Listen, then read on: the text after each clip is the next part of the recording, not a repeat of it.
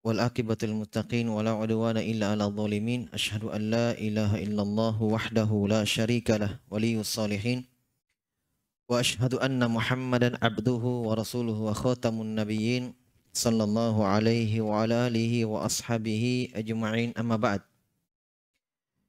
Ikhwani fid din rahimani wa rahimakumullah. Alhamdulillah, kita bersyukur kepada Allah Subhanahu wa taala.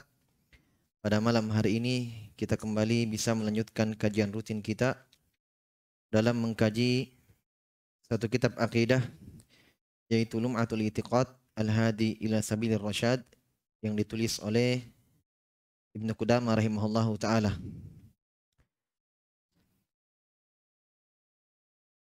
Kita telah sampai pada ucapan beliau rahimahullahu taala,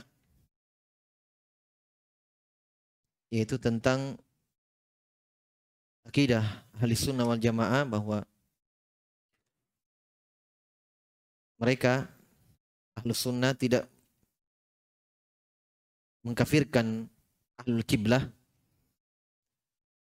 itu umat Islam, bidzambin wala nukaffiru ahadan min ahlil qiblati bidzambin wala nukhrijuhu anil Islam bi'amalin.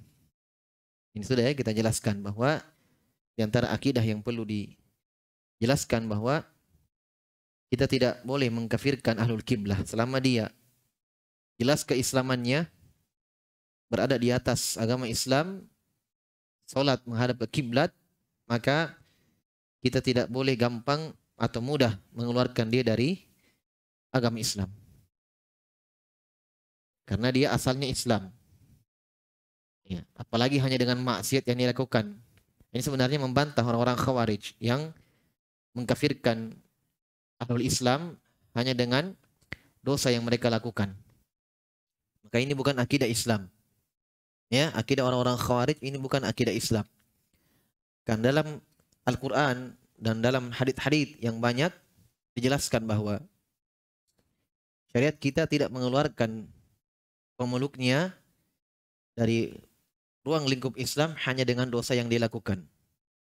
Beda halnya kalau mereka menghalalkan maksiat atau dosa tersebut, maka ini lain pembahasannya. Tapi hanya sekedar melakukannya dalam keadaan mereka tahu ini diharamkan oleh Allah Subhanahu wa taala, itu tidak keluar dari agama. Sebesar apapun dosa itu, selama bukan kesyirikan. Jelas ya? Dan ini disebutkan dalam Al-Quran, dan kita sudah jelaskan bahwa ini pada pembahasan iman juga disinggung di situ. Baik, kita berpindah pada pembahasan selanjutnya. Qala rahimahullahu taala, wujubu al-hajji wal jihadi ma'a kulli imamin barran kana aw fajira wa narul hajja wal jihada madiyaini ma'a kulli imam. Masya Allah.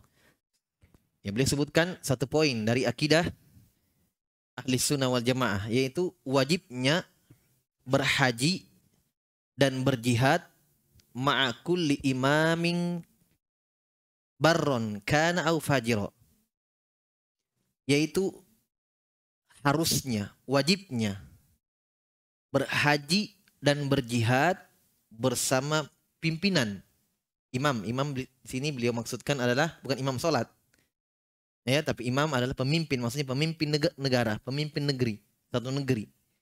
Itu kalau diistilahkan dalam istilah syari'i, itu imam. Paham ya? Pemimpin. Ya, makanya kadang dikatakan suami itu imam. Ya, karena memang dalam keluarga mereka pimpinannya, para suami. Ar-rijalu qawwamuna 'ala nisa. Para laki-laki itu adalah qawwamun, penegak. Ya, pimpinan para perempuan. Jelas ya? Makanya dikatakan imam dalam istilah syariat. Nah, imam di sini beliau maksud adalah pimpinan negara. Jadi berhaji dan berjihad bersama mereka bukan berarti tidak syah haji kalau tidak bersama pemerintah, tidak. Tetapi di sini beliau ingin menjelaskan satu dari akidah Ahlus Sunnah dalam permasalahan wajibnya taat kepada pemerintah. Dan ini akan ada bab khususnya, beberapa poin setelahnya, tetapi ini di antaranya. Perhatikan ucapan beliau, wajibnya berhaji dan berjihad bersama imam pimpinan negara, entah itu barron, apakah dia imam yang baik, adil kepada rakyatnya, menegakkan sholat, ya, kemudian memberikan hak-hak rakyat, ini barron, ya, au fajiro, ataukah dia fajir, ingat tidak dikatakan kafir, paham? Fajir itu karena dia melakukan dosa dan maksiat. Barron kana au fajiro, apakah dia pimpinan yang taat kepada Allah, adil, atau fajiro. Jelas ya? Nah, karena sebagian orang khususnya orang-orang Khawarij dan Mu'tazilah, mereka menganggap bahwa ketika pemerintah itu sudah melakukan dosa dan maksiat, maka la ta'ah, tidak ada taat. Paham? Tidak perlu lagi ya berjihad bersama mereka, tidak perlu lagi ya haji bersama mereka. Ini akidah yang batil. Jelas ya? Nah, makanya kadang ada disebutkan dalam buku-buku akidah, ucapan para salaf sebagiannya mereka mengatakan mangqala as-salatu khalfal mubtadi' fahuwal mubtadi'. Siapa yang mengatakan tidak bolehnya salat di belakang mubtadi', maka dia mubtadi'. Siapa yang mengatakan salat di belakang ahlul bid'ah itu tidak boleh, maka dia ahlul bid'ah. Kenapa? Karena ahli sunnah wal jamaah tidak ya mengeluarkan ahlul bid'ah dari Islam. Karena tidak semua bid'ah yang mengeluarkan dari Islam. Asalnya dia Islam. Apakah langsung dikeluarkan dari agama Islam hanya melakukan satu bid'ah, dua bid'ah, tiga bid'ah? Paham? Akidah sunnah tidak. Makanya ahli sunnah tetap memandang bolehnya salat di belakang ahlul bid'ah. Paham maksudnya? Kenapa? Karena mereka tidak mengkafirkan para pelaku bid'ah. Betul ada bid'ah yang mengeluarkan dari Islam. Jelas? Tapi kalau bid'ahnya tidak mengkafirkan, ya, kata para ulama salaf, wa alaihim bid'atuhum, atas mereka bid'ah mereka. Adapun kita salat di belakang mereka masih boleh. Tidak ada kaitannya dengan syahnya tidak salat kita. Kalau mereka masih dalam agama Islam. Ini mirip seperti ini. Jadi akidah ahli sunnah tetap boleh memandang salat di belakang para imam, baik ataupun mereka fajir. Haji bersama mereka. Jihad apalagi. Karena jihad itu terbagi dua. Ada jihad hujum, menyerang, dan ada jihad difa, bertahan. Kalau jihad yang sifatnya bertahan, yaitu diserang duluan, ini tidak perlu izin imam. Karena sifatnya bertahan.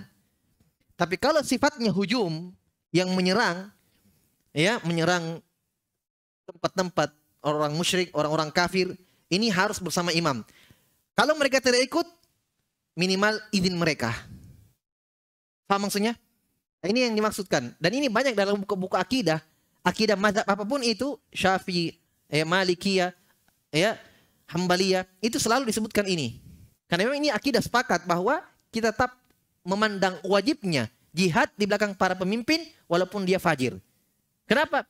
Ini menunjukkan bahwa akidah ahli sunnah tidak mengkafirkan mereka, walaupun dengan segala kekurangan yang ada pada mereka, maksiat mereka, kefajiran mereka, tetap wajib taat kepada mereka. Di antaranya jihad dan haji di belakang mereka. Paham ya, kawan? Paham ya? Dan ini dibuktikan. Ibnu Abbas, Ibnu Umar, dan sahabat-sahabat yang junior yang ketika mereka hidup masih mendapatkan seperti Hajjaj bin Yusuf, pimpinan yang kejam, demikian pula seperti Walid bin Muslim, Walid, ini dikenal pimpinan-pimpinan yang zalim, yang tidak berada di atas tuntunan Nabi Shallallahu Alaihi Wasallam. Tetapi dimaklumi bahwa Hajjaj bin Yusuf membunuh orang, bengis dan kejam. Tetapi dia tidak mau haji kecuali dibimbing oleh Ibnu Umar. Maka sahabat yang ikut, yang lain yang masih hidup pada waktu itu, haji di belakang Hajjaj bin Yusuf. Padahal ini diketahui ya, siapa yang tidak kenal Hajjaj bin Yusuf. Ya kalau dia mau bunuh orang, dia bunuh orang. Kalau dia mau tumpahkan darahnya orang, dia tumpahkan darahnya orang. Sampai seorang tabi'in, diriwayatkan oleh Mungko dalam sahihnya, dan Anas bin Malik pada waktu itu masih hidup. Ya, para murid-muridnya sahabat tabi'in datang mengeluhkan kepada Anas bin Malik tentang perbuatan Hajjaj bin Yusuf. Dia pimpinan pada waktu itu. Perhatikan ya, dipimpin oleh seorang yang zalim. Maka murid-muridnya sahabat datang kepada Anas bin Malik mengeluhkan, apakah kami memberontak dan semisal itu. Apa kata Anas bin Malik? Isbiru hatta talqauni alal haud sami'tu min nabiyikum. Kata Anas bin Malik, sabar. Jangan memberontak, sabar. Bagaimanapun kezalimannya, sabar. Sampai kalian berjumpa denganku di telagaku, saya dengarkan ucapan ini dari Nabi kalian. Ini Nabi sudah meninggal ini. Dikeluarkan kisah ini dalam Sahih Bukhari. Sahih hadits kisah ini. Athar ini. Jadi Anas bin Malik mengingatkan murid-muridnya. Karena kalian tidak bertemu dengan Nabi SAW. Kami bertemu dengan Nabi. Ini yang Nabi wasiatkan kepada kami. Isbiru hatta talqauni alal haud. Sami'tu min nabiyikum. Beliau sandarkan dari Nabi. Sabarlah kalian sampai kalian berjumpa di telagaku, saya dengarkan ucapan ini dari Nabi kalian. Maka mereka pada waktu itu bersabar. Ya, seperti Walid bin Uqbah, bukan Walid bin Muslim, Walid bin Uqbah, dan juga pimpinan ya. Ketika di zaman akhir zaman sahabat. Seperti Mukhtar bin Ubaid, Ibnu Ziyad. Dan tidak ada satu huruf pun dari sahabat yang masih hidup pada waktu itu yang dipimpin oleh pimpinan-pimpinan yang zalim tersebut, yang disebutkan tadi, tidak ada dari mereka memberontak. Nah, bahkan dari situlah disepakati akidah ini bahwa tetap memandang haji dan jihad di belakang mereka. Wa narul hajja wal jihad. Bukan ajaran yang sedang bikin onar. Sampai demikian dibahas dalam buku i'tiqad, dalam buku akidah. Salat Jumat di belakang mereka boleh. Jadi dari sini kita memandang bahwa orang yang berpendapat, berkeyakinan tidak boleh sholat di belakang orang yang fasik, pemimpin yang fasik, ahlul bid'ah. Ya kan? Berarti ada sesuatu dalam akidahnya. Ya. Ada sesuatu dalam akidahnya. Ini kan dia masih muslim, kenapa tidak boleh sholat di belakangnya? Ya kan? Kalau mereka memandang tidak boleh sholat di belakangnya, maka itu hati-hati. Itu sebentar lagi memberontak itu. Ya? Iya, sebentar lagi. Iya. Tinggal mereka polis sedikit, sudah keluar itu memberontak. Kalau mereka sudah memandang bahwa tidak boleh sholat di belakang mereka, karena kefasikan mereka, maksiat mereka, itu hati-hati. Ini makanya dijelaskan ini, Ahlus Sunnah masih memandang itu boleh. Ya, makanya ketika Nabi menjelaskan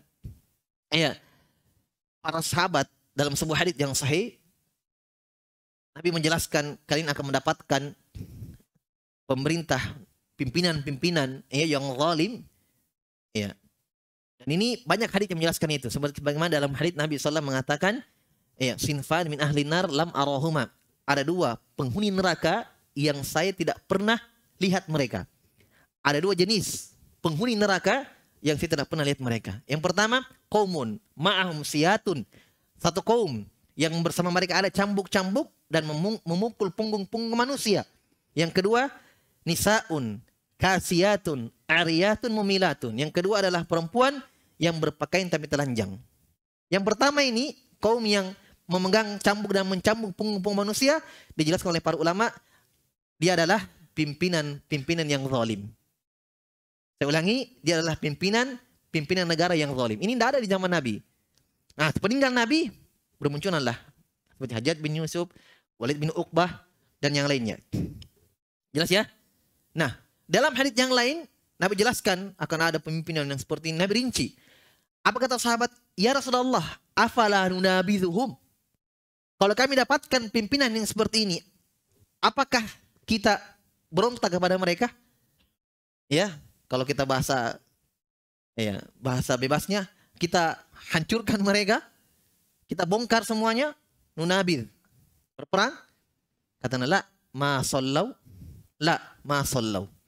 Subhanallah. Kata Nabi SAW, jangan. Setelah mereka masih sholat, dua kali setelah mereka masih sholat.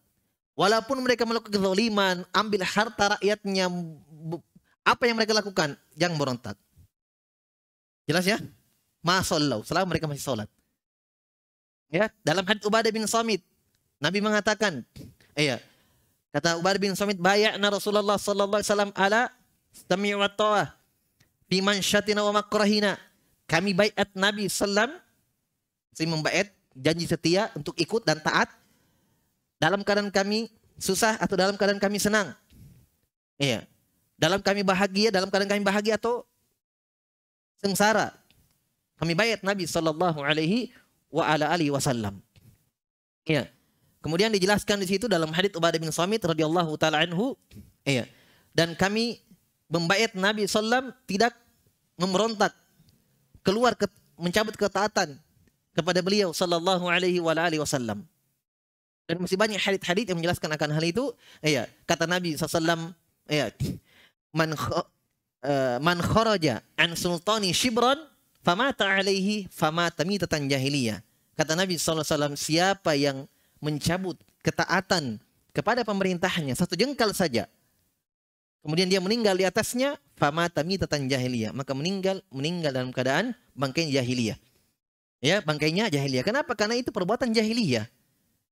Perbuatan jahiliyah, dan meninggal di atas keyakinan itu. Jelas ya? Perbuatan orang-orang jahiliyah, di antara sifat mereka yang mereka berada di atasnya, berpecah belah. Ya, kotak-kotak. Makanya dilarang dalam Al-Quran, wala takun minal musyrikina kalladzina farraqu dinahum wa kanu syi'a kullu hizbin bima ladayhim farihun, dalam ayat yang lain. Jangan kalian menjadi orang-orang musyrikin seperti orang-orang musyrikin yang memecah belah agama mereka, dan mereka setiap dalam kelompok mereka merasa bangga dan benar kepada kelompok mereka masing-masing.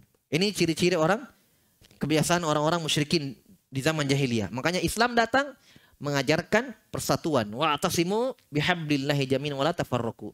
Berpegang teguhlah kalian dengan tali agama Allah Subhanahu wa taala, wa la tafarraqu. Ya ayyuhalladzina amanu atiullaha wa atiur rasula wa ulil amri minkum. Wahai orang-orang yang beriman, taatlah kepada Allah, taatlah kepada Rasul, dan pimpinan-pimpinan kalian.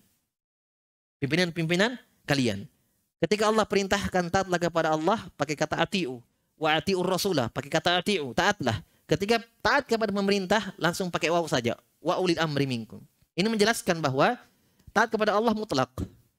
Tidak ada pengecualian, kalau begini taat, kalau ini tidak. Taat kepada Rasul juga mutlak. Tidak ada pengecualian. Taat kepada pemerintah, itu ada pengecualiannya. Ya, kalau perintah yang mereka perintahkan kepada kita tidak bertentangan dengan perintah Allah dan Rasulnya. Kalau keluar dari perintah Allah dan Rasulnya, menyelisih syariat Allah dan Rasulnya, la ta'ah, tidak ada ketaatan kepada mereka. La ta'ata li makhluqin fi ma'siyatin al-khaliq. Tidak ada taat kepada makhluk dalam bermaksiat kepada Allah Subhanahu wa taala. Jelas ya? Ini termasuk bagiannya. Nanti akan disebutkan lagi dalam bab tentang hukum taat kepada pemerintah. Jadi ini bagiannya. Qala Anas radhiyallahu taala anhu, Anas bin Malik mengatakan, qala an-nabiy sallallahu alaihi wasallam, thalathun min aslil iman. Disebutkan hadis untuk menguatkan apa yang beliau sebutkan sebelumnya. Anas bin Malik, Nabi mengatakan salasun min aslil iman. Ada 3 dari pokok keimanan. Al-kaffu amman qala la ilaha illallah wa la nukaffiruhu bi dzambin wa la nukhrijuhu minal islam bi amalin. Kata Nabi sallam, ada 3 pokok iman. Yang pertama, menahan. Kafu itu menahan dalam artian tidak memerangi mereka dan tidak menumpahkan darahnya dan tidak mengambil hartanya. Al-kaffu. Menahan dari orang yang mengatakan la ilaha illallah. Ya, jadi kalau disuruh mengucapkan la ilaha illallah, ya, haram darahnya ditumpahkan, haram hartanya diambil, dan tidak boleh dibunuh. Haram. Kan disuruh mengucapkan la ilaha illallah. Dan ini hadisnya banyak. Ya. Ketika Mu'adz bin Jabal diutus ke Yaman, kata Nabi SAW, innaka ta'ti qauman min ahlul kitab falyakun awwala ma tad'uhum ilaihim syahadata an la ilaha illallah. Mu'adz ketika diutus ke Yaman diantar oleh Nabi SAW. Diberikan wijangan-wijangan sebelum ke Yaman. Kata Nabi SAW, wahai Mu'adz, kamu akan mendatangi tempat yang di situ banyak ahlul kitab. Yahudi dan Nasrani. Maka yang paling pertama engkau ajak mereka adalah mengucapkan la ilaha illallah. Jelas ya? Kenapa? Karena kalau sudah ucapkan ini selesai. Islam sudah. Nah, baru Nabi katakan, ya, fa inhum ata'uka lidzalik fa'alimhum anna Allah aftarada 'alaihim khamsa salawat fi kulli yaumin wa lailah. Kata Nabi SAW, kalau mereka sudah mentaati dalam hal ini, yaitu kalau mereka sudah mengucapkan kalimat la ilaha illallah wa anna Muhammad Rasulullah, kabarkan kepada mereka, umumkan kepada mereka, Allah wajibkan atas mereka salat 5 waktu sehari semalam. Jelas? Ini menunjukkan bahwa yang paling pertama adalah syahadat la ilaha illallah. Makanya Usama bin Zaid radhiyallahu anhu ketika dalam kisah ya, dalam hadits yang sahih, ketika berperang menangkap orang musyrikin. Ya. Ketika mau ditebas lehernya oleh Usama bin Zaid, dia mengucapkan la ilaha illallah. Usama bin Zaid tetap membunuhnya, menebas lehernya. Maka dilaporkan kepada Nabi SAW, Nabi mengatakan, aqatalta ba'da an qala la ilaha illallah. Kau telah membunuh orang yang sudah mengucapkan la ilaha illallah. Usama bin Zaid mengatakan, ya Rasulullah, saya bunuh karena saya khawatirkan, saya takutkan dia mengucapkan kalimat itu hanya takut dengan pedangku saja. Saya tak bunuh. Karena ditangkap, langsung ucapkan la ilaha illallah. Maka kata Usama bin Zaid, berarti dia ucapkan la ilaha karena takut pedang. Nah, Nabi marah di situ. Ya. Karena urusan hati ya. Tidak ada yang tahu. Kamu tahu dari mana kalau dia mengucapkan yang takut dengan pedang? Jadi, zahirnya kalau dia mengucapkan la ilaha illallah, ya, tertahan. Nah, ini maksudnya. Wala nukaffiru bidzambin, dan kalau dia sudah ucapkan kalimat itu, maka kita tidak keluarkan dari Islam hanya dengan dosa yang mereka lakukan. Jelas ya? Hanya dengan dosa yang mereka lakukan. Berbeda dengan orang-orang Khawarij yang mengeluarkan manusia dari keislaman hanya dengan dosa besar yang mereka lakukan.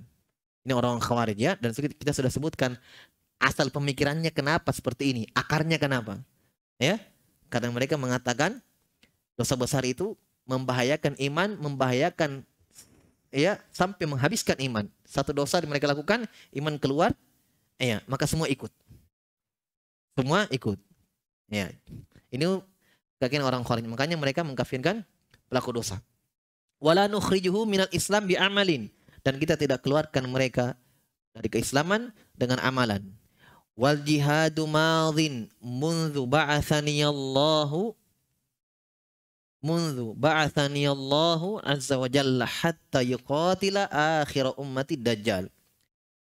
Yang kedua, ya, wala yubtilu jawra jairin wala adla adilin wal imanu bil aqdar. Jadi yang pertama, yang dalam hadits ini Nabi mengatakan ada 3 pokok iman. Yang pertama, menahan orang yang mengucapkan la ilaha illallah dan tidak mengeluarkannya dengan dosa dan tidak mengeluarkan dari Islam hanya dengan amalan. Yang kedua, jihad itu telah berlalu hukumnya. Maksudnya akan terus ada sampai pada hari kiamat semenjak ya Allah mengutusku sampai akan berperang umatku di akhir zaman memerangi Dajjal. Maksudnya yang kedua ini pokok ya iman, meyakini jihad akan terus ada. Paham ya? Jadi kita tidak ya, boleh meyakini bahwa jihad itu khusus untuk di zaman Nabi saja, tidak. Jihad hukumnya ada terus sampai pada hari kiamat. Jelas ya? Hanya sebagian orang kadang salah dalam memaknakan jihad itu yang bagaimana. Jihad syar'i itu yang bagaimana. Apalagi sekarang ya orang Khawarij, naudzubillah. Ya, yang mereka bunuhi itu kaum muslimin. Bahkan naudzubillah mereka mengambil anak-anak perempuannya, mereka jadikan itu budak. Mereka ambil hartanya, mereka jadikan ini, mereka anggap ini ghanimah, harta rampasan perang. Karena mereka menganggap ini jihad syar'i. Padahal yang mereka bunuh ini siapa? Kaum muslimin. Kaum muslimin. Jelas ya? Itu pun orang-orang kafir juga tidak semua langsung dikatakan dibunuh mereka. Tidak semua langsung dikatakan ini jihad. Ini perlu difahamkan juga. Bahwa orang kafir terbagi 4. Ya. 3 tidak boleh dibunuh, 1 boleh dibunuh. Ada namanya kafir zimmi. Ya, kafir zimmi ini adalah kafir yang ya, tinggal di negara kaum muslimin, di negeri kaum muslimin yang mereka taat dan patuh kepada pemerintah kaum muslimin, ya, dan mereka membayar upeti, membayar ya pajak, membayar upeti. Ini tidak boleh dibunuh, zimmi. Inilah keadaan orang-orang Nasrani di negara kita dan di luar dari Islam. Tidak boleh dibunuhi. Paham? Yang kedua ada namanya kafir musta'man. Kafir musta'man ini orang kafir yang tinggal di luar negeri kita. Ya, tapi sudah mengadakan perjanjian dengan negeri kaum muslimin untuk tidak saling berperang. Paham? Ketika mereka masuk ke dalam negeri kita, mereka tidak boleh dibunuh karena sudah menjalin perjanjian untuk tidak saling berperang. Ada namanya kafir mu'ahad. Kalau kafir mustaman, kafir yang datang ya masuk ke dalam negeri kita. Diberikan jaminan keamanan. Mereka masuk di stempel paspornya itu jaminan keamanan sudah. Ini kafir mustaman namanya. Yang ketiga kafir mu'ahad. Kafir mu'ahad itu yang tadi yang sudah mengadakan perjanjian dengan negeri kaum muslimin untuk tidak saling berperang. Ini tidak boleh dibunuh. Yang keempat kafir harbi. Kafir harbi itu kafir yang memberontak. Ya, kafir yang memberontak. Ya, yang membunuh kaum muslimin, memerangi kaum muslimin, memerangi negeri kaum muslimin. Nah, ini boleh diperangi. Itu pun dengan syarat-syarat yang tadi. Ya. Paham maksudnya? Kalau ini yang berperang, kalau pemerintah mengatakan perangi mereka, nah ini jihad. Paham maksudnya? Jihad itu harus dengan pemerintah. Itu akidah sudah tadi kita bahas, akidah kaum muslimin, akidah ahli sunnah wal jamaah. Nah, makanya kita tanya mereka-mereka ini yang berjihad, yang sembunyi-sembunyi meledak aksi-aksi peledakan sana sini. Jihad katanya. Jihad yang mana kalian katakan? Jihad ada dua. Jihad bertahan, jihad menyerang. Paham? Kalau jihad bertahan kan tidak mungkin. Ya kan? Mereka bukan bertahan, menyerang itu. Oke, berarti tinggal satu. Ini dia. Jihad menyerang. Jihad menyerang ada syarat-syaratnya. Pertama, punya pemimpin. Ini sudah gugur mereka. Ada pemimpinannya? Ada. Pimpinan negara tidak ada. Kedua, ada daerah kekuasaan. Ada daerah kekuasaan? Tidak ada. Tinggal di negara kaum muslimin. Sembunyi-sembunyi. Iya, bikin negara di bawah tanah. Iya, menyamar sana sini, sembunyi. Mana ada jihad seperti itu? Jelas ya? Ya. Yang harusnya mereka lakukan adalah ketika mereka memandang negeri ini semua kafir, pemerintahnya sampai tukang sapunya pemerintahan kafir, harusnya mereka lakukan keluar dari sini. Berarti kalian sudah wajib hijrah. Ya kan? Kan tidak boleh tinggal di negeri kafir. Kalian sudah kafirkan pemerintah. Ini negeri-negeri kafir, harus keluar dong. Cari negeri yang kalian anggap Islam menurut kalian. Tapi hidup, iya, listriknya negara dia pakai. Airnya negara dia pakai. Aspalnya negara dia pakai. Semua fasilitas umum dari negeri dia pakai. Baru kafirkan orang. Ini namanya kurang ajar. Ya? Harus kalian keluar dari sini. Karena kalian sudah mengkafirkan semua manusia. Pemerintah. Iya. Yang lain juga kafir. Kenapa? Membiarkan kemungkaran. Masya Allah. Yang lihat-lihat saja itu juga dianggap bagian dari mereka. Baru tinggal di negaranya. Kaum muslimin. Jelas ya? Maka ini jihad yang batil. Ini baru satu sisi ya, kita bahas kebatilan yang mereka anggap jihad. Belum lagi dari sisi mereka ya, dari sisi akidah, dari sisi yang lain banyak. Bisa puluhan bahkan lebih mungkin. Itu kesatuan orang-orang Khawarij ini. Iya. Hanya beda Khawarijnya sekarang dengan yang dulu. Nah, ini sekarang neo Khawarij. Ya. Sudah parah sekali daripada yang dulu. Difaham ya? Baik. Kemudian yang terakhir kata beliau, hatta yuqatilu akhir ummati dajjal, sampai umatku berperang melawan dajjal di akhir zaman. La yubtilu jawru jairin wala adla adilin. Dan ini tidak dibatilkan hukumnya dengan kesewenang-wenangan orang yang zalim atau keadilan orang yang adil. Maksudnya hukum ini akan tetap berlaku sampai pada hari kiamat, tidak akan berubah hukumnya walaupun di negara itu dipimpin oleh pimpinan yang adil atau pimpinan yang zalim. Paham? Bisa dipahami ya? Yang terakhir, kata Nabi SAW, wal imanu bil aqdar, beriman kepada takdir. Ini hadisnya lemah ya, tapi maknanya didukung semuanya dengan hadis-hadis yang lain dalam penyebutan terpisah. Yang boleh sebutkan ya, yang pertama menahan dari ucapan la ilaha illallah, ini jelas, ma'ruf, hadisnya banyak sekali. Yang kedua tentang jihad itu akan ada tuh sampai pada hari kiamat, ini jelas, hadisnya banyak ya, dalam Al-Quran, dalam Sunnah. Yang terakhir kata beliau, beriman dengan takdir, ini juga dalilnya banyak sekali dalam Al-Quran dan Sunnah Nabi SAW. Jadi tiga ini didukung oleh dalil-dalil yang lain. Baik. Kata beliau rahimahullahu ta'ala, wa minas sunnati, nanti kita sebutkan lebih rinci dalam babnya tentang hukum taat kepada pemerintah. Akan ada babnya setelah ini. Kata beliau rahimahullah, wa minas sunnah tawalli ashabi Rasulillah sallallahu alaihi wasallam wa mahabbatihim wa dzikri mahasinihim wa tarahhum alaihim wal istighfaru lahum wal kaffu an dzikri masawiihim wa ma syajara bainahum wa i'tiqadu fadlihim wa ma'rifatu sabiqatihim. Qala Allah Ta'ala walladzina ja'u min ba'dihim yaquluna rabbana ighfir lana wa li ikhwanina alladzina sabaquna bil iman wa la taj'al fi qulubina ghillan lil ladzina amanu. Al-Hasyr ayat 10. Wa qala Allah Ta'ala Muhammadur Rasulullah walladzina ma'ahu asyidda'u 'alal kuffari ruhama'u bainahum. Wa qala Nabi sallallahu alaihi wasallam la tasubbu ashabi fa inna ahadakum law anfaqa mithla uhudin dhahaba ma balagha mudda ahadihim wala nasifahu. Baik, setelah beliau menyebutkan bagian satu dari akidah ahli sunnah tentang wajibnya taat kepada pemerintah, beliau berpindah menyebutkan di antara akidah ahli sunnah yaitu tawalli, dari kata loyal. Ya, loyal. Ya, memberikan walayah, bermakna cinta, ya, mendoakan, mencintai, menyayangi, ini loyal. Ya, bermakna loyalitas, walayah, cinta. Itu diantara akidah ahli sunnah. Beliau mengatakan wa minas sunnah. Sunnah bermakna apa di sini? Wa minas sunnah, dari sunnah, bukan berarti hukumnya sunnah. Bukan itu. Itu minas sunnah, itu dari akidah yang wajib. Paham ya? Karena memang sunnah itu akidah dari di sisi para salaf itu kadang mereka sebut dengan i'tiqad, kadang dengan sunnah, kadang dengan tauhid. Kan coba lihat buku-buku akidah.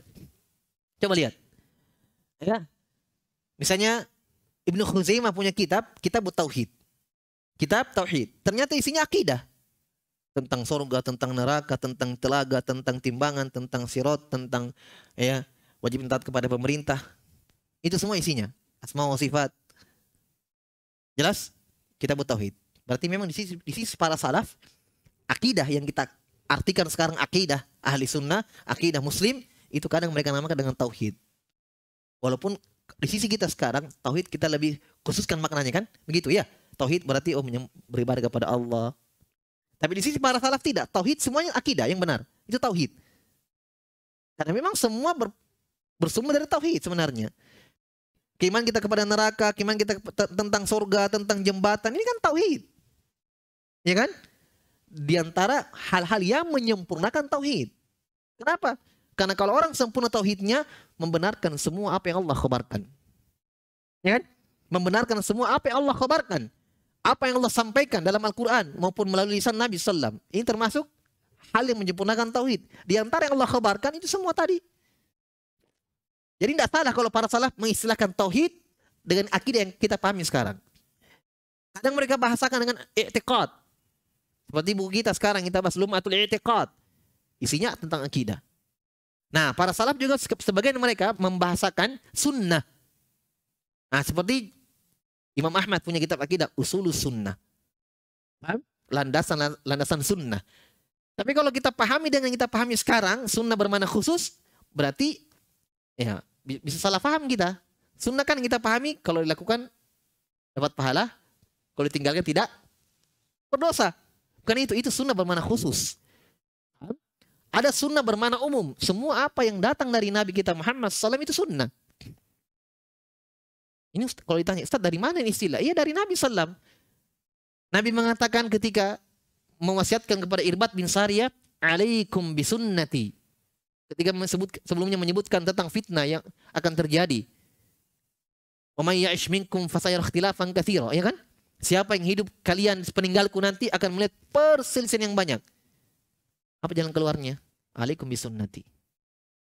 Wajib atas kalian berpegang teguh dengan sunnahku. Sunnah apa di sini? Yang melakukan dapat pahala meninggalkan tidak berdosa? Tidak. Sunnah bermakna umum, yaitu apa yang datang dari saya ambil. Itu jalan keluar dari perselisihan. Jelas ya? Ini Nabi yang bahasakan sunnah. Dalam hadits yang lain ketika 3 orang datang kepada Aisyah bertanya kepada Aisyah tentang ibadahnya Nabi di rumah. Jelaskan ibadah Nabi di rumah begini dan begini. Maka yang satu mengatakan saya mau sholat saja tidak mau tidur. Saya mau puasa terus tidak mau makan berbuka. Saya mau ibadah terus tidak mau menikah. Ya kata Nabi SAW, "Faman raghiba an sunnati falaysa minni." Saya yang membenci sunnahku bukan dariku. Itu syariatku. Paham ya? Nah, para ulama salaf sebagian mereka membahasakan akidah itu sunnah. Nah, ini melewingkan di sini. Wa minas sunnah, paham? Dari akidah sunnah, ya. Dari sunnah Nabi SAW adalah mencintai para sahabat Nabi SAW dan loyal kepada mereka dan mencintai mereka. Wa dzikri mahasinihim, dan menyebutkan kebaikan-kebaikan mereka. Jelas? Jadi kalau kita sebutkan sahabat, yang disebutkan kebaikan-kebaikan mereka. Bukan berarti mereka tidak punya kesalahan. Ya, bukan berarti mereka maksum, suci. Al-ma'sum man asamahullah. Yang maksum, yang suci dari dosa adalah siapa yang Allah jaga. Itu Nabi kita Muhammad SAW. Ada pun sahabatnya, kesalahan, kekeliruan ada. Tapi kesalahan mereka, kekeliruan mereka ini sudah tenggelam ke dalam lautan kebaikan mereka. Kan begitu. Salahnya 1, 2, 3, 4. Iya, kebaikannya untuk umat. Makanya kata para ulama, semua amalan yang kita amalkan, ya, semua amalan kebaikan umat Islam, para sahabat dapat bagian tanpa mengurangi pahala umat Islam itu. Kenapa? Karena tidaklah sampai agama ini kepada kita melalui darah-darah yang mereka tumpahkan menyebarkan agama Islam. Mereka sebarkan hadits, mereka cari hadits, ya. Iya, sampai ke negeri yang jauh cari dengarkan hadits sampai kepada kita. Perjuangan mereka. Jadi semua amal-amal yang kita lakukan dapat pahala mereka. Paham ya? Ya, ini diantara akidah ahli sunnah. Berarti orang-orang yang kita dapatkan mencela sahabat, ya, bahkan naudzubillah mengkafirkan sahabat, ini jelas keluar dari apa? Ahli sunnah. Karena ini ciri khas ahli sunnah. Nah, ini orang Syiah Rafidhah. Jadi yang menyimpang dari permasalahan sahabat ini ada 3. Jadi perhatikan baik-baik. Yang pertama ada namanya Syiah Rafidhah. Syiah Rafidhah dan orang-orang yang semisal dengan mereka, walaupun mereka pecah-pecah juga, tapi intinya sama. Kalau masalah sahabat, ya, mereka kafirkan sahabat kecuali Ahlul Bait. Ali, Fatimah radhiyallahu anhum, dan cucunya Nabi sallallahu alaihi wasallam Hasan dan Husain. Yang lainnya mereka ya kafirkan. Jelas? Yang kedua, orang-orang Khawarij. Nah, lagi-lagi dia ya. Iman mereka juga. Masalah sahabat mereka juga. Baik. Masalah sebesar juga mereka. Orang-orang Khawarij mengkafirkan semua sahabat tanpa terkecuali. Makanya mereka mengkafirkan Ali bin Abi Thalib, mereka mengkafirkan Utsman bin Affan. Ada yang ketiga namanya Nasibiyah. Nasibiyah ini lawannya Syiah Rafidhah. Kalau Syiah Rafidhah mengkafirkan sahabat kecuali Ahlul Bait, kalau mereka tidak, mereka mengkafirkan Ahlul Bait. Jelas? Ya, lawannya orang-orang Syiah Rafidhah, Nawasib namanya. Nasibiyah biasa dikatakan Nawasib dengan atau Nasibiyah. Kenapa dikatakan Nasibiyah? Karena dari kata nasibun, menancapkan. Karena mereka menancapkan permusuhan kepada Ahlul Bait. Ini semua 3 kelompok yang tersesat dalam masalah sahabat. Makanya kenapa pembahasan tentang sahabat diangkat dalam buku-buku akidah itu untuk menjelaskan ya prinsip perbedaan dengan mereka. Paham ikhwan? Jelas ya? Jadi kalau antum dapatkan orang yang jahat tulisannya, mudah mencela sahabat, hati-hati itu. Ya? Ini antum kalau mungkin sekarang alhamdulillah jarang dengar ya. Oh, kalau di Yaman sana luar biasa. Ya, balik sana Aisyah dicela, balik sini Muawiyah hancur. Ya, Syekh Muqbil itu rahimahullah ketika beliau belajar di Madinah, pulang ke Damaj, ya. Kata guru-guru kita dulu, beliau datang ke kampungnya seorang diri, ya. Balik kanan cela Aisyah Muawiyah, balik kiri ya, mencela Abu Bakar, Umar, Utsman. Ya, penuh dengan Syiah di situ. Subhanallah. Tapi beliau berdakwah satu demi satu menyebarkan sunnah. Maka tersebarlah sunnah di bagian utara Yaman. Bahkan sampai hari ini ya, negeri Yaman itu merupakan athar dan dakwah dari beliau rahimahullah setelah taufik dari Allah Subhanahu wa taala. Baik. Itu di sana banyak. Memang sana orang Syiah banyak ya. Yang mencela sahabat, mencela ini.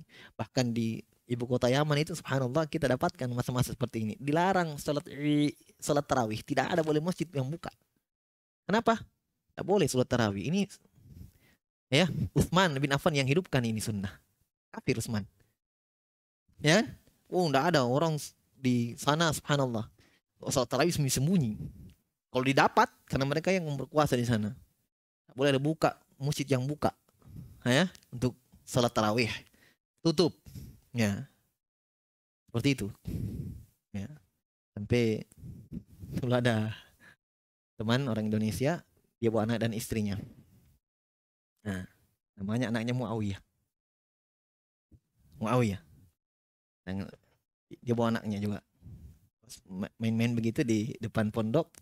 Muawiyah, tak panggil anaknya. Ada ikhwan orang Yaman bilang, kasih, itu anak kamu. Iya, Muawiyah, ganti namanya. Itu kalau ada kamu didapat sama mereka, disembelih itu. Subhanallah. Kaget teman, sudah teman ini ganti namanya Ahmad. Nanti sampai ke Indonesia kembali, Muawiyah lagi. Sampai segitunya loh, subhanallah. Ya, padahal ini orang lain. Tapi karena saking bencinya mereka dengan nama itu, nggak boleh dengar nama-nama itu. Ya, jelas ya? Ini akidah mereka. Ini akidah ahli sunnah. Jadi menyebutkan kebaikan-kebaikan mereka, dan ini ayatnya masya Allah dalam Al-Quran banyak sekali. Ya. Dalam Al-Quran kata Allah Subhanahu wa taala, lil fuqara'i al-muhajirin alladzina ukhriju min diyarihim wa amwalihim yabtaguna fadlan minallah wa ridwana wa yansuruna Allah wa rasulahu ulaika humus shadiqun. Ini orang-orang muhajirin, subhanallah ya, para sahabat. Makanya dalam Al-Quran ikhwan, itu para sahabat itu disebutkan semua keutamaannya. Semua keutamaannya. Ya, bukan apakah mereka tidak punya kebaikan, tidak punya kesalahan-kesalahan, ada, tapi Allah dalam Al-Qur'an menyebutkan kebaikan sahabat semuanya, pujian-pujian. Radhiyallahu anhu wa radu anhu, radhiyallahu wa radu anhu. Berapa kali dulu dalam Al-Qur'an? Sekarang kan tidak ada kesalahannya. Ada kesalahannya, tapi itu kan pelajaran bagi kita bahwa memang sahabat hak mereka itu, serahkan hak mereka bahwa disebutkan kebaikannya. Karena Allah saja menyebutkan kebaikan mereka dalam Al-Qur'an. Nah, kita ya kan?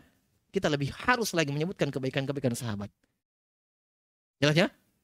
As-sabiqunal awwaluna minal muhajirin wal ansar walladzina tabi'uhum bi ihsan radhiyallahu anhum wa radu anhu. Ya.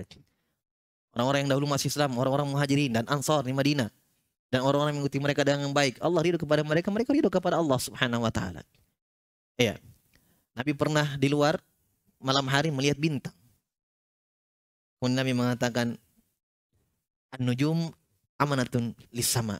Fa idza dhahabatin nujum atas sama ama tu'ad. Bintang ini adalah penjaga dan penyeimbang untuk langit. Kalau bintang ini sudah tidak ada, maka langit akan datang untuknya apa yang Allah janjikan berubah kiamat, terbelah. Makanya dalam Al-Qur'an wa idza nujumu tumisat. Ketika bintang itu sudah dihambur-hamburkan oleh Allah Subhanahu wa taala, itu kiamat. Makanya selama ada bintang, penjaga. Kata Nabi SAW, wa ana amanatun li ashabi, dan saya adalah penjaga untuk umatku, penyeimbang untuk sahabatku, penjaga ya di tengah-tengah sahabatku. Fa idza dhahabtu, kalau saya tidak ada, ata ashabi mayu adun, akan datang untuk sahabatku apa yang Allah janjikan untuk mereka, itu berupa perselisihan. Makanya ketika Nabi meninggal, banyak murtad, ya, sahabat berselisih, ya. Tapi ketika Nabi masih hidup tidak ada perselisihan. Ada perselisihan langsung dihukumi oleh Nabi. Ini yang benar, ini yang salah. Yang salah bertobat. Jelas ya? Wa ashabi amanatun li ummati. Kata Nabi SAW, dan sahabatku adalah penjaga dan penyeimbang untuk umatku. Fa idza dhahaba ashabi, kalau sahabatku sudah tiada, ata ummati ma yu'adun, akan datang kepada umatku apa yang Allah janjikan untuk mereka. Berupa fitnah, bid'ah muncul. Muncullah Khawarij, muncullah Qadariyah, Mu'tazilah, Asy'ariyah, muncul semua yang hancur-hancur. Tidak ada di zaman sahabat ini. Ketika sahabat meninggal sudah muncul bid'ah. Muncul Qadariyah awal-awal ketika sahabat masih hidup. Beberapa orang sahabat junior masih hidup, Ibnu Umar, Ibnu Abbas masih hidup. Ya, sampai Ibnu Umar ketemu dengan orang yang seperti ini. Ya, murid Ibnu Umar mengkhabarkan, ya Ibnu Umar, saya ketemu orang yang tidak beriman kepada takdir. Kata Ibnu Umar, sampaikan kepada mereka Nabi dan saya berlepas diri dari mereka. Mereka tidak akan diterima sedekah mereka walaupun mereka berinfak sebesar gunung Uhud dari emas sampai mereka beriman kepada takdir. Ini muncul ini. Qadariyah. Nah, Mu'tazilah, Asy'ari di situ semuanya. Jelas ya?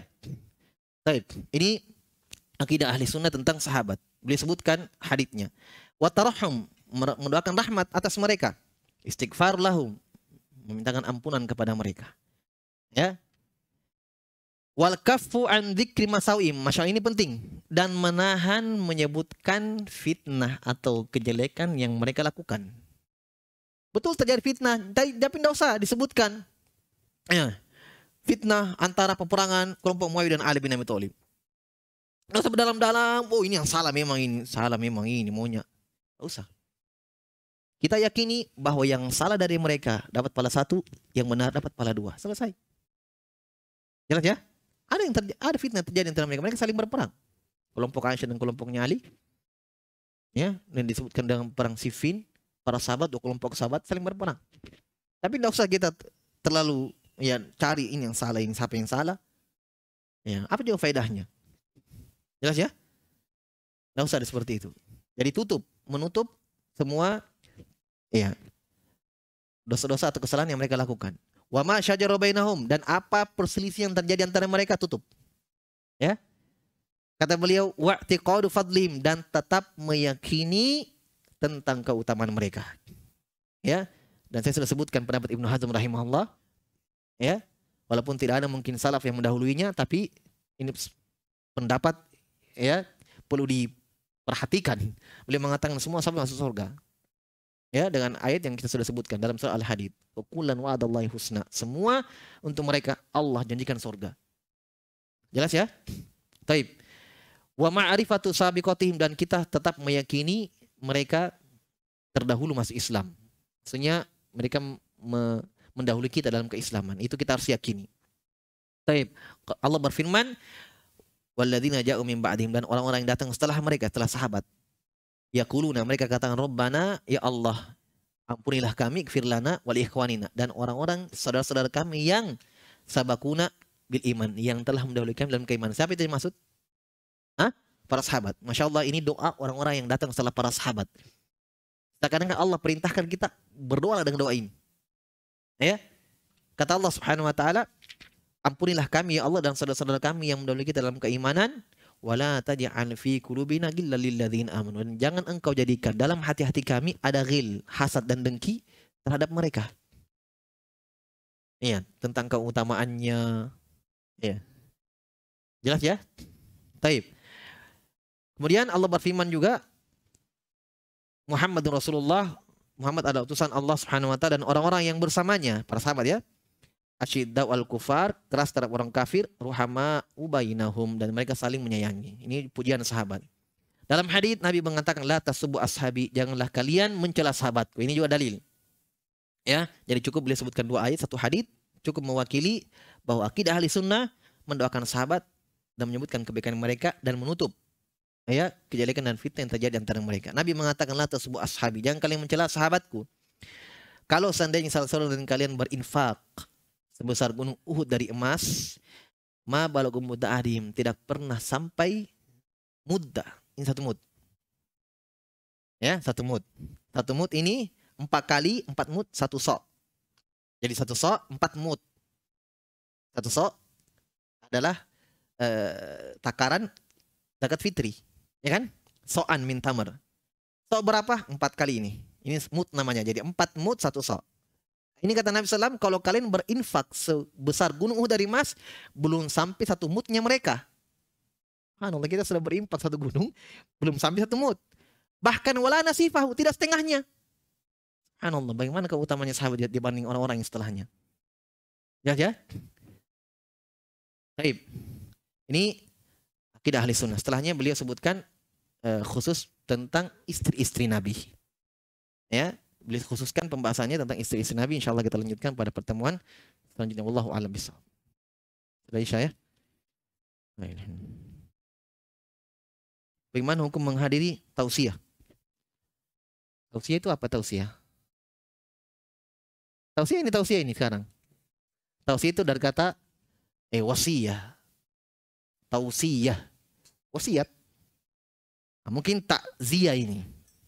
Nah, karena memang yang dilema yang lagi apa biasa dipertanyakan itu takziah. Perlu diketahui dulu ya bagi yang bertanya mungkin kata takziah itu bukan taksiyah, za. Takziah, azza ya uzzu artinya menguatkan. Ya, kita disunnahkan, disyariatkan memberikan kekuatan, bantuan ya bagi orang yang dapat musibah. Bukan cuma orang yang meninggal dapat kecelakaan apa, dia sakit. Jelas ya, ta'ziyah namanya. Azza ya uzzu menguatkan. Dalam Al-Quran, dalam surah Yasin. Ya, ketika kami utus 2 orang utusan, kata Allah, fakadzabuhuma fa'azzazna bitsalits. Kami utus 2 orang Rasul, mereka dustai 2 orang ini, kata Allah, fa'azzazna bitsalits. Kami ta'ziyah, kami azza dengan yang ketiga. Maksudnya apa? Kami kuatkan. Mereka dustakan 2 orang, kami utus lagi 1. Fa'azzazna bitsalits. Jadi 3. Itu kalimat ta'ziyah, menguatkan.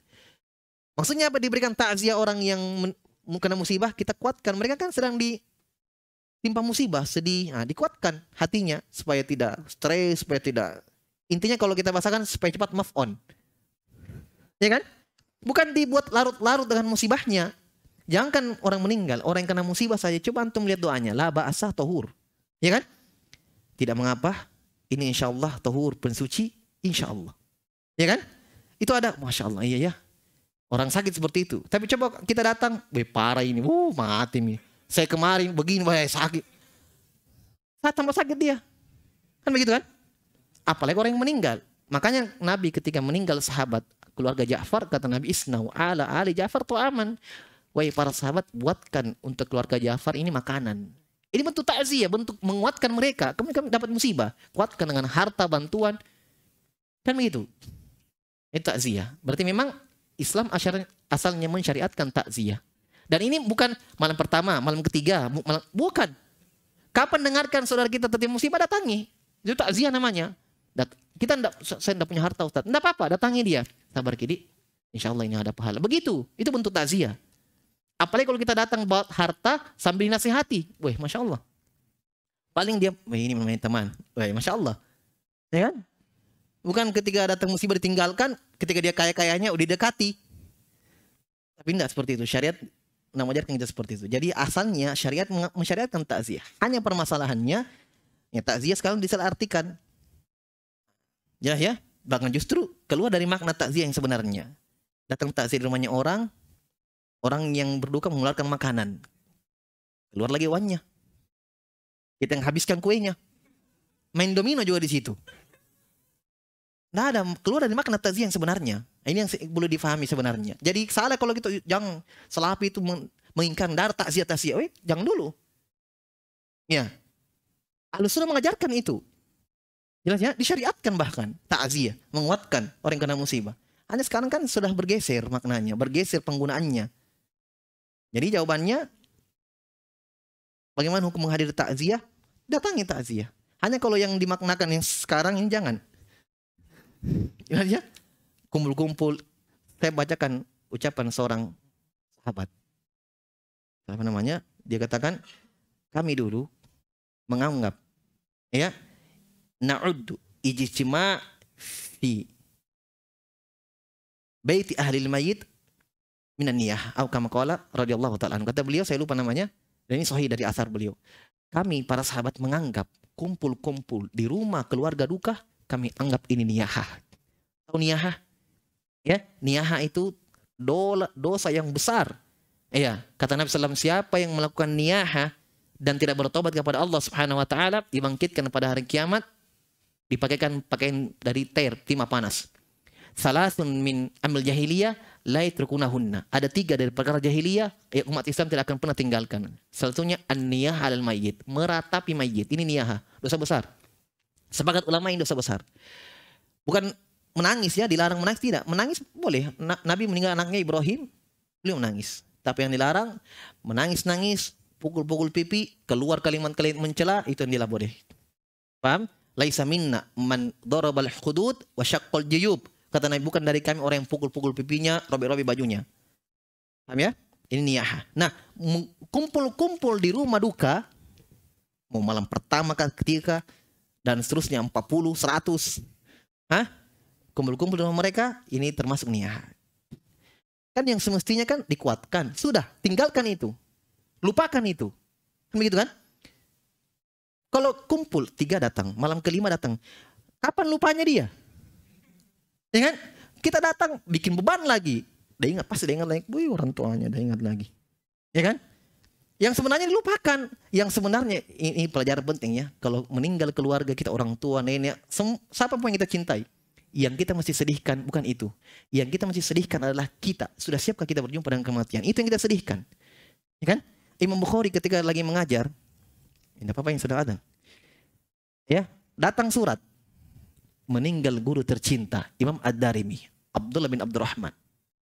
Berhenti mengajar. Tunduk sebentar, angkat kepalanya menangis. Sebutkan bait syair. In tufdi bil ahibbati kullihim wa fa'na wa nafsika la ahabalaki afja'u. Apa maknanya? Kalau kamu menangis, wahai Bukhari, dia bersyair untuk dirinya sendiri. Kalau kamu menangis dengan setiap perginya orang yang kamu cintai, meninggal gurumu kamu menangis, meninggal anakmu kamu menangis, meninggal ini, menangis terus. Tidak akan ada habisnya. Padahal dirimu, kata beliau untuk dirinya sendiri, dirimu lebih pantas untuk engkau tangisi. Paham ya? Apalagi kalau meninggal saudara kita di atas sunnah, woi lebih. Kita khawatirkan dari kita. Belum tentu kita meninggal di atas itu. Ya kan? Untuk apa bersedih, larut dalam kesedihan dengan yang sudah pergi. Tidak mungkin dia kembali. Kita juga menangis, juga tidak mungkin dia kembali hidup lagi. Ya kan? Bahkan kalau menangis tersiksa. Nabi mengatakan innal mayyit la yu'adzibu bi bukai ahlihi. Dalam Sahih Muslim kata Nabi, mayit itu akan disiksa dengan tangisan keluarganya. Ratapan keluarganya. Ketika dengarkan hadits ini, Aisyah mengatakan, "Ya Rasulullah, bukankah Allah berfirman wala taziru waziratu wizra ukhra?" Bukankah Allah berfirman seorang itu tidak menanggung dosa yang lain? Seorang tidak akan menanggung dosa orang lain. Maksudnya, kok kita yang menangis, dia yang tersiksa? Nabi jelaskan.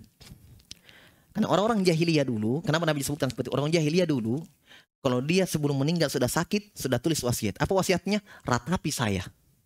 Bahkan orang jahiliyah dulu membayar orang, ada memang orang yang digaji, tangisannya sangat syahdu. Dia dipanggil ke rumah duka. Ini orang jahiliyah kebiasaannya. Dia bayar orang untuk menangisi ini, supaya orang keluarganya sedih juga, ingat-ingat. Memang ada orang dipanggil khusus untuk tangisi ini orang. Orang jahiliyah begitu. Nah, Nabi mengatakan tersiksa dia kalau orang keluarganya menangis. Adapun kalau dia sudah tidak ridho dengan itu, dia bilang jangan ratapi saya, sudah. Tetapi keluarganya tetap menangisi dia, sudah, lepas dosanya.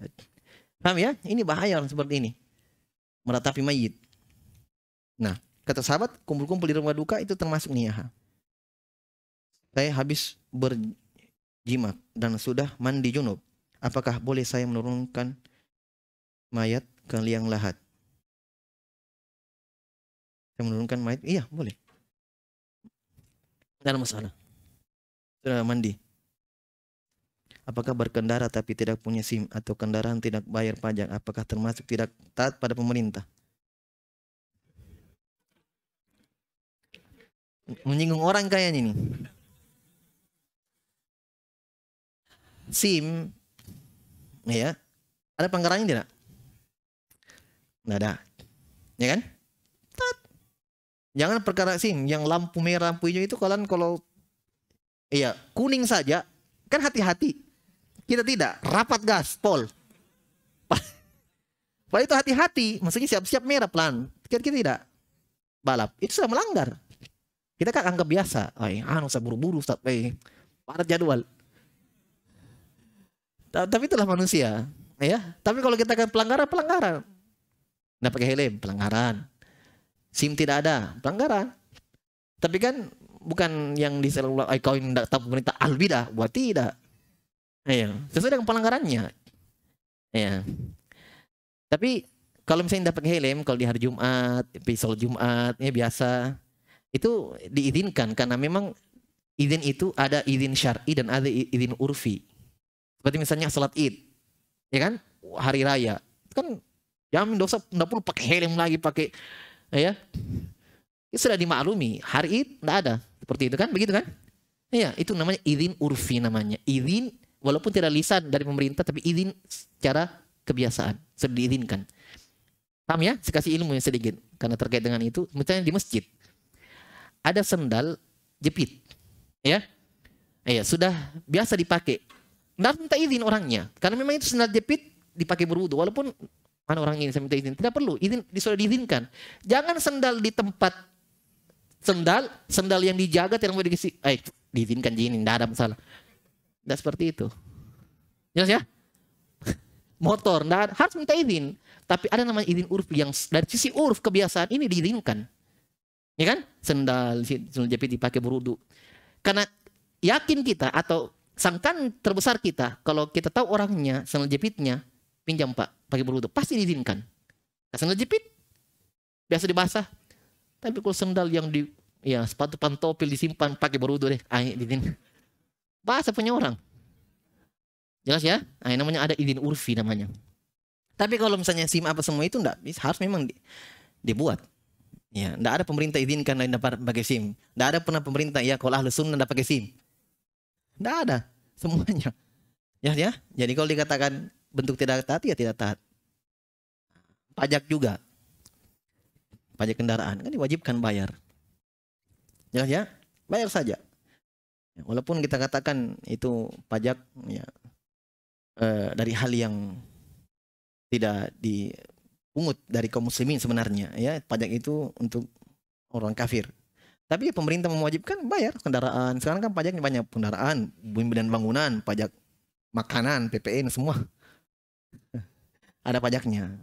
Kalau bayar. Kita tidak nasihatkan bahwa untuk jangan usah pajak itu, tidak usah dibayar, itu haram, tidak ada. Tidak. Ya. Sebagai bentuk ketaatan kita kepada penguasa. Allah alam bisawab. Kita juga dulu ya. Subhanallah bihamdik asyhadu an la ilaha illa anta astaghfiruka wa atubu ilaik. Apa nih?